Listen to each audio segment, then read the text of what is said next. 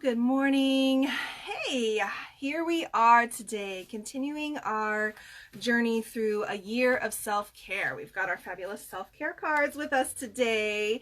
Now, last week was all about tenderness. How did you do with that? Did you find some times to be tender and kind to yourself? Did you start to pay attention to maybe some of the not so nice things that you were thinking or saying about yourself, and taking some moments to give yourself a little bit of grace, a little bit of compassion? One of the things that I really noticed this past week as I was paying close attention to tenderness was less so how I was in my mind. I've done lots and lots and lots of healing work to really downshift that negative voice inside of my head. And so I was in some ways just celebrating the ways in which my mind doesn't tend towards really negative thoughts as much as it used to in the past. And so those of you who are in that place where you're struggling and it feels like all day long, every day, there are negative thoughts that you are like batting back. Yeah, you gotta like be knocking away.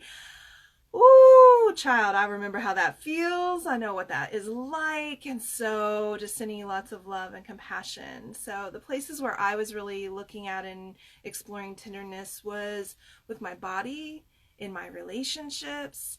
And that was really lovely to just kind of give some kindness to those areas of my life.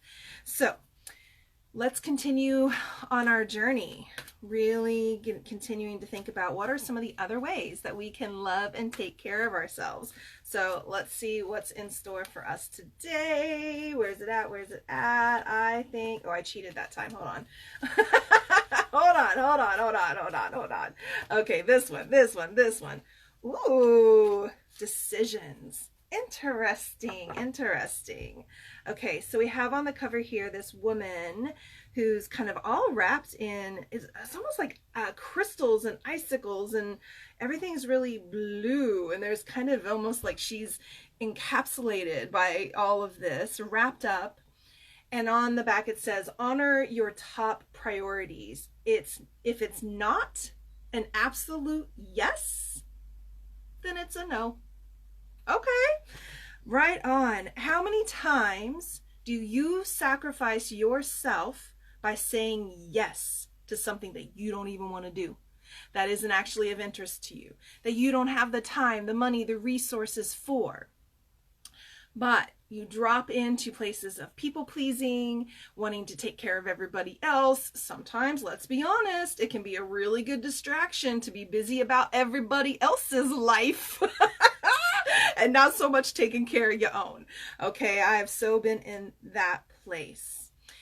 And one of the things we talk about in the Beyond Surviving program is the way in which survivors of trauma end up with what we call an automatic yes.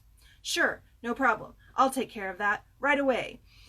And we do that through the lens of wanting to be liked, wanting to be good enough, not being able to set very good, healthy boundaries for ourselves, not feeling like we are even deserving sometimes of saying no, right? Because whatever we say no to gives us space to say yes to something else.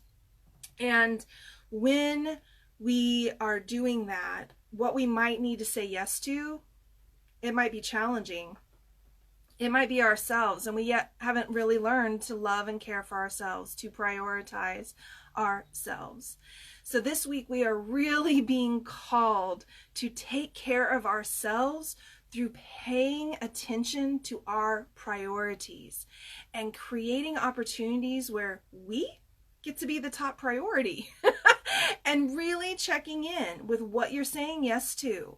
I love that. If it's not an absolute yes, let it be a no.